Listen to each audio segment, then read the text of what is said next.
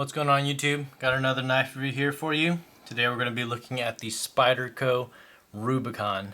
This is a collaboration with the renowned custom maker Peter Carey. Right there you see Peter's logo on the blade.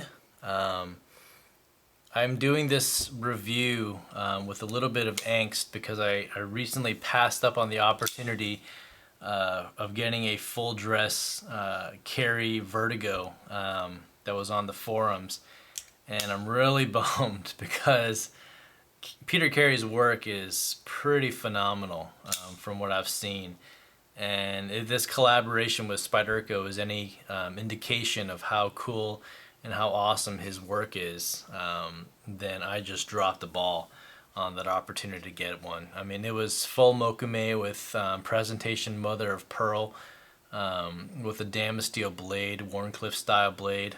It was just absolutely awesome. No pocket clip, but yeah. Anyway, so angst aside, let's try to do a review here.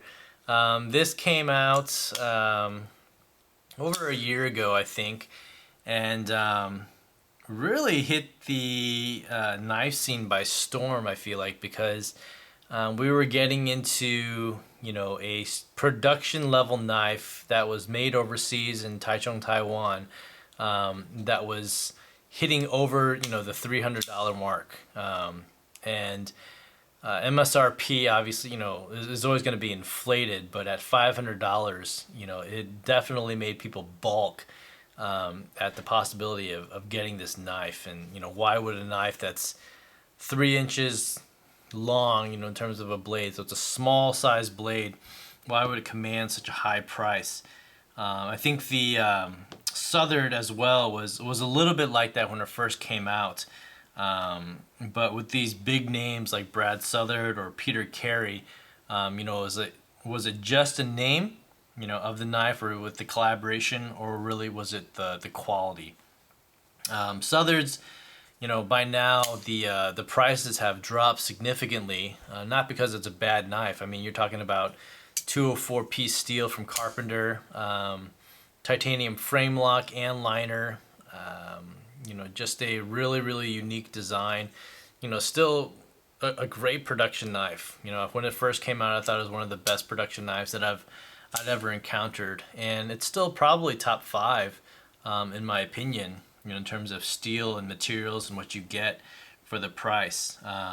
But when this Carey came out, I was like, man, this is an absolute looker. We're not talking about laminate carbon fiber scales. We're talking about 3D machine and smooth and polished carbon fiber scales. You got a G10 pivot collar that's been lined inside this scale, and then you got this sharp, we'll talk about this in a little bit, but this really sharp and contoured, not textured, but you see those divots and lines on the spine of this back spacer, and then a really sharp tip here, and then a bent spring clip, which is stainless steel. It's not titanium, against popular belief. I think some websites said it was titanium because it looks like it and it matches the liners, which are titanium, but it is stainless steel. You just put a magnet on it and you can tell right away. I did think it was titanium when I bought it, and then was bummed to find out that it wasn't later, because I was planning on modifying it. I may still, but we'll see. Anyway, it's got this, it's not a recurve per se, but it does come up quite a bit, up towards this handle. The angle, it's not really, I don't know. I feel like the way that the knife is held typically is in this grip right here. And so you see how the blade comes up quite a bit here, and then you have this really large belly on the curve. Almost kind of this beak shape blade. Reminds me a little bit of Michael Birch's blades slightly, but it really does follow the lines and tradition of the Rubicon from what I've seen in pictures. Obviously, it is a flipper design. maybe the fourth iteration of flippers for Spyderco. So I think the Southern was the first, and then you get the domino, and then the dice, and then now this one. And it does ride on ball bearings as well. So just just your normal nylon race washers inside. I'm not sure if they're metal. I never took this knife apart.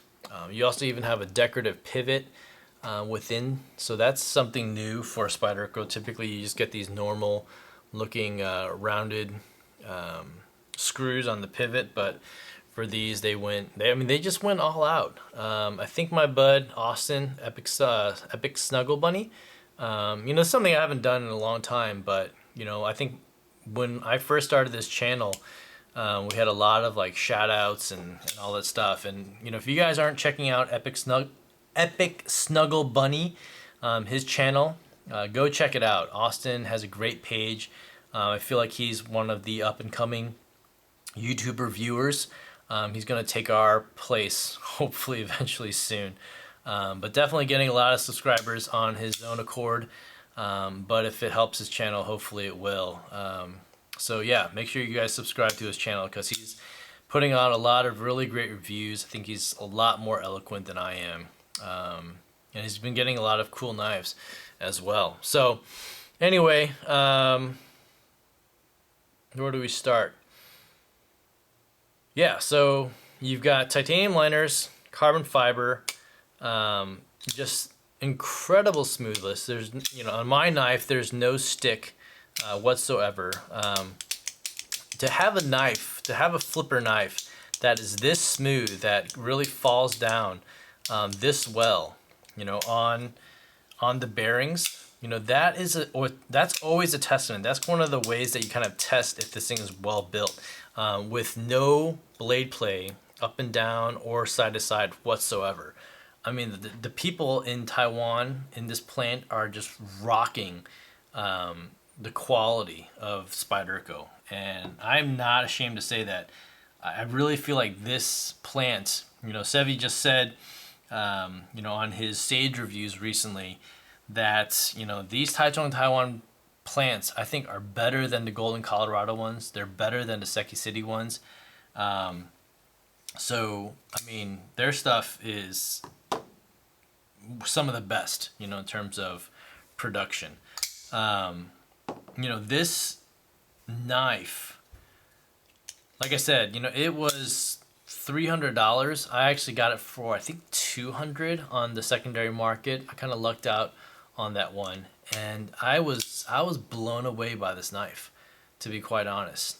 From the materials to the construction to the fit and finish to the feel to the ergonomics. Outside of this backspacer right here, I liked everything about this knife. Even this bent clip I thought was really good.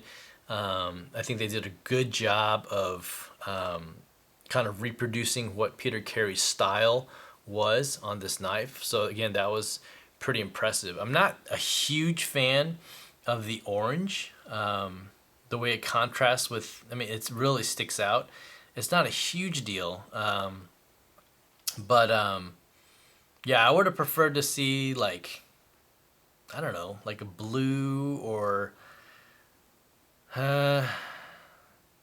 even like a white, or like a micarta or something. I don't know, but yeah, just the way the orange and the carbon fiber contrast, is a little bit of an eyesore to me personally. I know that Peter Carey's got customs though that have this kind of get up with carbon fiber and orange, so I think that's kind of the direction that they were going in. But it's a really fun knife too, whether it's flipping, whether it's middle finger flicking or just thumb flicking. It's all incredibly smooth and it just pops out. It does have this stop pin right there, so it's not running on a internal stop pin like the Southern, but this is so much smoother than the Southern. This is like, honestly, is custom quality smooth, in my opinion. By far the smoothest. I think this is the smoothest knife that I've ever encountered from Spyderco, and I've had a ton of Spyderco's. So it is a small knife again, but if you can get this at 220, 225, I quite honestly think that this knife is a steal. Again, the shape or the ergonomic, or I'm sorry, not the ergonomics, the aesthetics of it might not be for everybody. And that's something, you know, for you to kind of decide on. But quite honestly, everything else about this knife is perfection. You can even choke up on this little half choil here, and your finger has enough clearance to not get cut by the edge. So if you do need to choke up, back here, plenty of room for my hands to fit all 4 fingers on. Just talking briefly about this backspacer, in grips, it's not uncomfortable, to be honest. There's no hot spots that are from there. I have had a number of times when, you know, this pocketed, that this little tip right here has scratched my skin. Not gashed it, but it's, you know, definitely scratched it to the point where the skin kind of elevated a little bit. Didn't draw blood, but yeah, it wasn't comfortable. So yeah, anyway, I just think that this knife is a faithful representation of Peter's work. I think Peter picked the perfect company, you know, to do the collaboration with. And if he does more, I'm not a huge fan of the Firefly that just recently came out. Again, that's just me. I mean, Peter's designs, or some of his designs, are a little bit more eccentric. There are a number of his custom models that I think are just absolutely amazing. I can't name them off right now because I'm not that familiar with him as a custom maker. But I really do think that the Rubicon is a home run in terms of the quality that you get in the knife. I think it matches well with the price, because they're not shirking, like, you know, or being stingy with any of the materials. Maybe the clip could have been titanium, but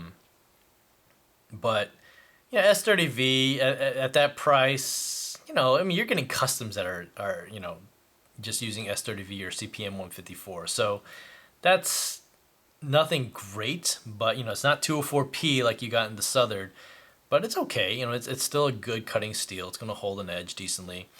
But man, in terms of the smoothness, quality, it really cannot be matched at that price. So if you pay full price, yeah, maybe it might seem like it's a little bit overdoing it. But if you can get it for 200, 220, man, absolute steal, in my opinion. So anyway, that's my take on the Peter Carey Rubicon. You do see it here against the Stout Megalodon and Chavez. The Southern here. Here's an RJ Martin. I mean, I brought out the RJ Martin just because, I mean, the greatest flipper of all time. Not that this is comparable, but this is a fun knife to play with, and this is a really fun knife to play with. And this is $2,000 more. And then you got the Sebenza. So anyway, there's my take on the Rubicon. Let me know what you guys think in the comments down below. As always, thanks for watching, and you guys take care. See you on the next one. Bye.